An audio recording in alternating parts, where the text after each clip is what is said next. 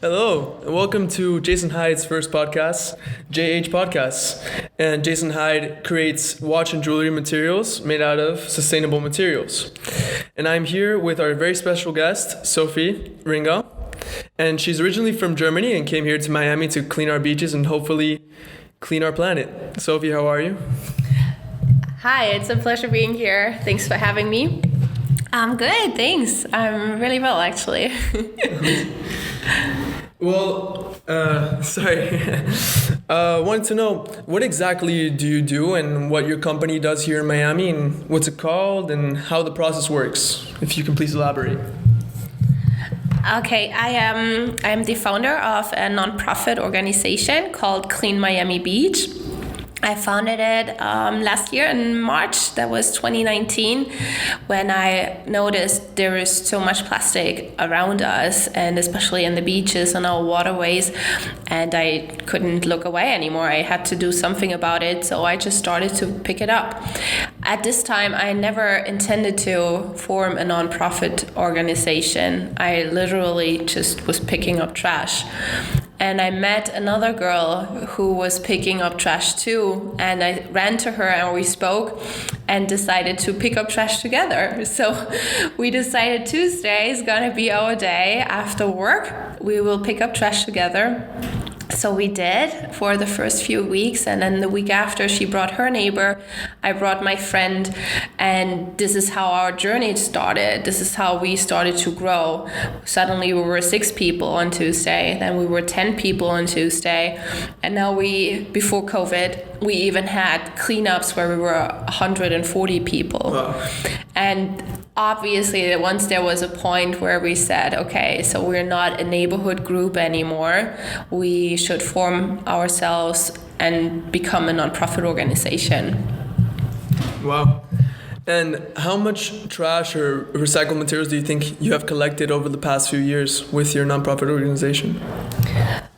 I need to look on my website. I don't have the exact number in my mind, but I think it is around like 8,000 pounds so far. Wow. 8,000 pounds in the ocean. And do you think it's the sand or the ocean that's more affected or both? Or? So we need to differentiate. There is 2 types of trash. There is street litter, which is what people leave behind. It's beach visitors or people in the streets. They're done with their whatever they consumed and they leave it behind. And then there is you might have heard about the Great Pacific Garbage Patch. It's ocean debris, it's plastic, what ended up in the ocean, or trash in general, mostly plastic though.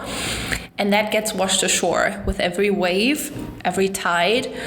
You can tell there is more trash along the shorelines. When you walk along the beach and you clean up, you pick up everything what comes. You go the day after and it's basically back, so you can start over. I feel both is important, and we all need to understand that what we consume has to go somewhere.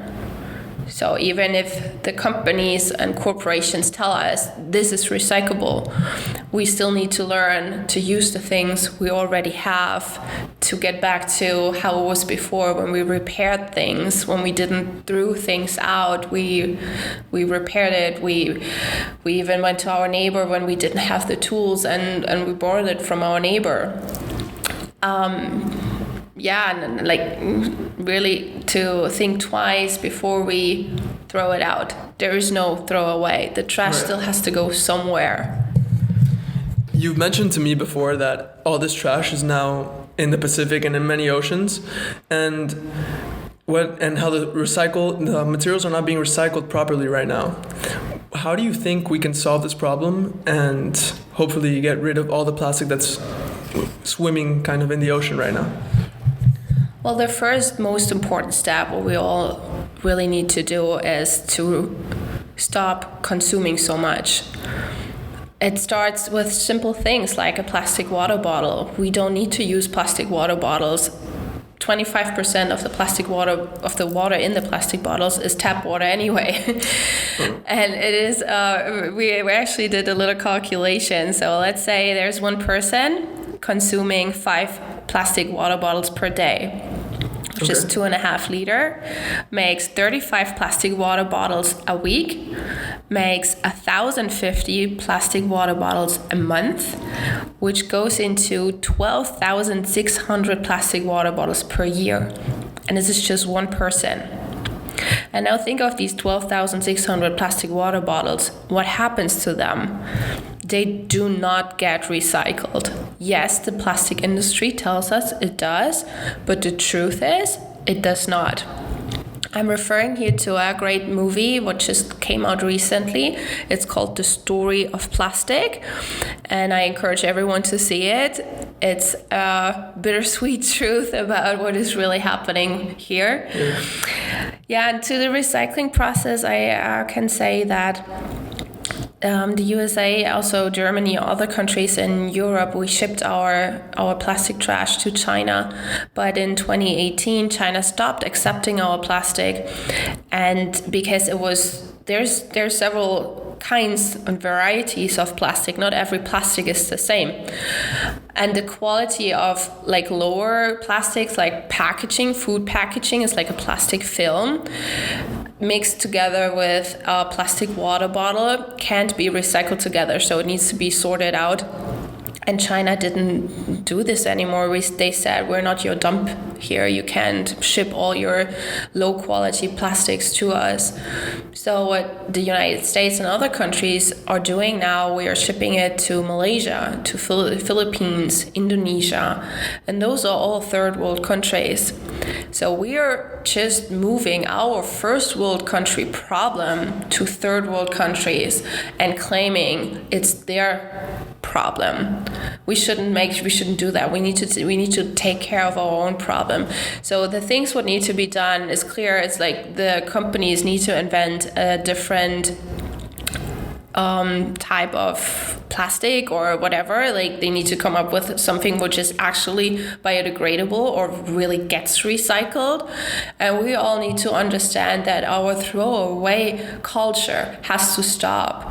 We need to learn to reuse the things we already have. And the easiest really is to use reusable things in our everyday life, not disposables. That's where we are at single-use plastics. Could you elaborate a little bit more with single-use plastics? I'm sorry you're speaking the whole time, but it's really important. No, it's totally fine. So single-use plastic, it says it already in the word. It's a plastic what you use one single time and then you throw it out. Which is plastic utensils, plastic plates, plastic cups, plastic straws, plastic water bottles, all these items, plastic bags, all these items we count as single-use plastic. And they can easily be switched into reusables, especially now during lockdown or the time of COVID, or like any time we can learn, okay, so we're at home already, so we can just use a reusable cup. We don't have to use a plastic cup like those solo cups. Mm-hmm. And even if we have a party, if we have friends over, once this is allowed again, we can use the reusable cups we have at the house. It doesn't have, like, our guests don't have to have the same glass, you know. It's actually better if everyone has a different glass, so they know, the green one is mine, the blue one. So, and yeah, we all need to understand that this throwaway culture was created in the 80s and the 90s to make our life more convenient. What we did not really know back then is that those plastics stay with us for a really, really, really, really long time, hundreds of years. We can't say it yet since plastics are not that old. We can't really have 100% clarification in how long it lasts, but we can say it will be here for a really, really long time. So scientists estimate, there came a report out, a study out recently. They say, and the average lifetime of a plastic bag, when we go grocery shopping, those plastic bags, we use them for 12 minutes. But they stay with us for 1,000 years. Wow. And something we only use for such a short time shouldn't stay with us for such a long time. It's not worth it. It's not worth it. We need to protect our resources. Mm-hmm. You said that there's different types of plastic that are roaming around the ocean and the beaches, such as like the water bottles are made out of different plastic and straws and paper and whatever to cover materials. Would you care to explain which type of plastic is most common to be found in the ocean and in the beaches that people are throwing away? So to get a little technical, there is, I think, 7 different types of plastic. When you have a plastic item, no matter what, you can look on the bottom and it has a number. I know for sure that PET plastic is actually a good recyclable material. Mm-hmm. There's some plastic bottles are made out of it, but not so many. And the plastic industries, of course, wants to go the cheapest and most easiest, most profitable way. So to produce easy and cheap plastic is more convenient and more profitable than better quality plastics. So all those plastics, everything which is packaging, 40% of all plastic ever produced is packaging. And this is low quality plastic, which is not really recyclable. It's a very complex and expensive process. It is cheaper to produce new plastic. Is it okay if I ask where you learned all these things about plastic? Of course, you've learned it during your job in the beaches, or is there anywhere else people might learn about what's going on with plastic? Yes, absolutely. So I learned all this during, like you said, during my journey. I started to ask questions when I heard, and I actually saw it on an Instagram post. I heard that the plastic bag is there for us for such a long time, but only used for 12 minutes. I was like, okay, hold on, wait a minute, let me look this up. So I Googled about it, and I found a lot of great information on National Geographic, even on NASA. There's great resources, also reliable resources. Always make sure where you get your information from. Yeah. Greenpeace is a really amazing source. And then all those documentaries about plastic. My favorite is the story of plastic, also the story of stuff, where they speak about general things, about our consumerism, how the industry is driven by big corporations who only want to make profit, and where things are explained, where things actually come from. And I feel this is something everyone needs to see. We all grow up in a very luxury life and a very convenient life. We take everything for granted. Everything what just happens, and this is the way we do things, right? Yeah. But to ask questions and to look for the answers is even more important in order to have a sustainable future for our children. Thank you. No, and how do you think businesses could take part in this reusable and upcycle materials in order to clean the beaches like you are doing right now? Do you think there's a way to eradicate single-use plastics, or? Yes, absolutely. Companies need to think post-consumer.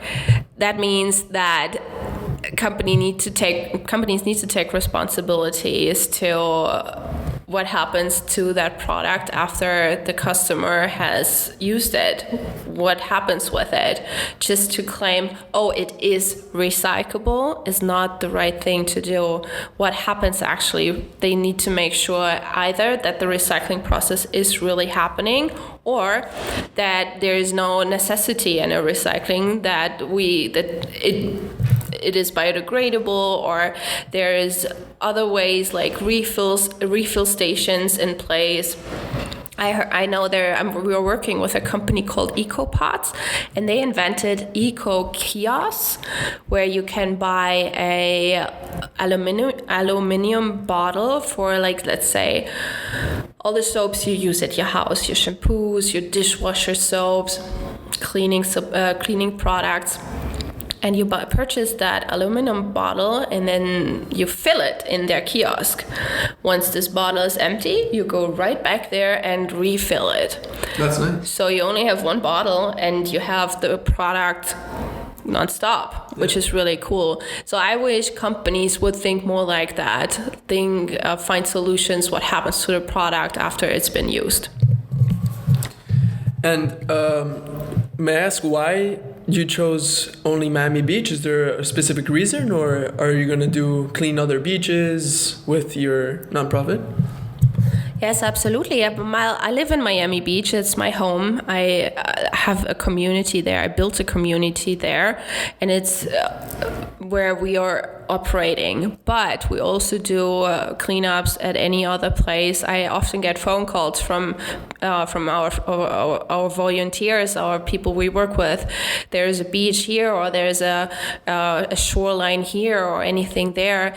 Can we do a cleanup here? And of course, so I meet with these people and we scout the area. We talk to the authorities if it's okay to do a cleanup there, and then we do it. Amazing. Mm-hmm. Do you think you guys are going to clean any other type of material, such as or like recycled paper or aluminum or anything else, or we're just going to be plastic? Well, we pick up everything what doesn't belong in the nature. And it's not only plastic what we pick up, but plastic, to make this a little easier for everyone to understand, plastic is a very harmful thing in our environment. It's a very harmful pollutant. Paper it's natural. It comes from a tree. It's made out of wood. Mm-hmm. Wood the same. It's something that's natural. Aluminum is a very valuable actually resource. It is recyclable over and over. It does not lose on quality. So it is something valuable. We also are collecting, of course. And again, we pick up everything that does not belong in nature. We are here to protect nature, to protect our wildlife, our sea animals, all animals out there in nature. It's their home. Yeah. And we at our house, we don't trash it either. Right. So how dare us that we do it with theirs? And animals, they don't know the difference if it's plastic or if it's food. Yeah. That's a very important point, actually. It is very dangerous for animals to ingest plastic because they mistake it with food. They cannot tell the difference. Oh, this is plastic. I can't eat this. Let me eat the fish instead. No, they see it. They think it's food and they eat it. Yeah. And it ends up in their stomachs and their bellies and it hurts them. Mm-hmm. And it often leads to their death, which is what we cause, and we should not do that. And all these corporations need to take responsibilities for that too. And it is also harmful for us in the end. It doesn't just harm animals, it gets into the food chain. It's even already also in our salt. A recent study came out saying that we eat 5 grams of plastic every single week. Wow. Which is equivalent with a credit card. So now think of this. You're sitting at your house and you just buy groceries. But there's so much plastic in it that it's 1 credit card every single week. Just from the salt? Just from everything what we consume. Because in all the foods, every food contains salt. Right. And it's also when we consume fish, obviously. If fish eat fish and they eat fish. Mm-hmm. So, and there's interesting reports and also some funny memes already out there where you eat sushi, but it's a plastic bag. The sushi is rolled. We're basically eating sushi in plastic. Which is the sad truth. Wow. And do you think your goal, or basically everybody's goal, to eradicate plastic from the ocean will be achieved? Well, I hope so. Yeah. I don't think that this will happen anytime soon because the plastic production is growing and growing. It grew, I think it even quadrupled within the last few years. We're producing more plastic than ever. And everyone has heard about that there is a plastic pollution problem in our oceans by now. And yet we are consuming more and more than ever. So if people don't understand and get out of their convenience zone and educate themselves about what they're actually doing without even knowing, it's a long way. Let's put it that way. I think it's a really, really long way, and all of us need to play the right part in it. Corporations, government authorities, and the consumer need to understand and act appropriately, not just understand. Look, it's easy with the beach cleanups, right? So you can say your bathtub in your bathroom is overflowing, but the tap is running full, so it's floating and floating and floating. You don't just mop the floor, you turn off the tap. Right. Correct? Yeah. And that's what needs to happen. That was a great analogy. Yeah, that's what we are doing with the beach cleanups. Beach cleanups are not the answer. They raise awareness, but they won't clean up this mess. Right. We have to stop the tap. Yeah. Every minute, one garbage truck ends up in the ocean. Well, the content of a garbage truck, not the garbage truck itself. But I think that's common sense, right? Of course. So, Sophie, what motivates you to pick up all this trash in our beaches? Well, I can say on that, I can't stand picking up other people's trash. But leaving it in nature is even worse. So I just pick it up. And the motivation I get from all of you out there, I'm receiving so many messages from you people saying how amazing that is that I pick it up, and you know, and then of course all the animals. Sometimes when I go out on my paddleboard, I see dolphins swimming next to me. Beautiful. And this is so beautiful. I feel like they say thank you for cleaning my home. That's very nice. Well, okay, so you mentioned that right now it's hard to trace where our recycled materials are going, if they're actually being recycled. How can we really know for sure if they're being recycled or not? Well, I can tell you, look up, again, this story of plastic brings you great knowledge about what is actually happening. There's also other documentaries on not just Netflix, also other channels, even just YouTube. I saw another great one. We can look it up in a little bit. Yeah. It's also a great source of what's going on with plastic. If you want to travel to India, go for it. You'll be shocked to really see how people live. Yeah. Yeah. I've also heard that Indonesia is also very bad right now, and Malaysia. Like all those third world countries, they don't have the infrastructure like we have. We don't even have to go that far. We can even go and what's it called? There's an island group. Santa Cruz is in it.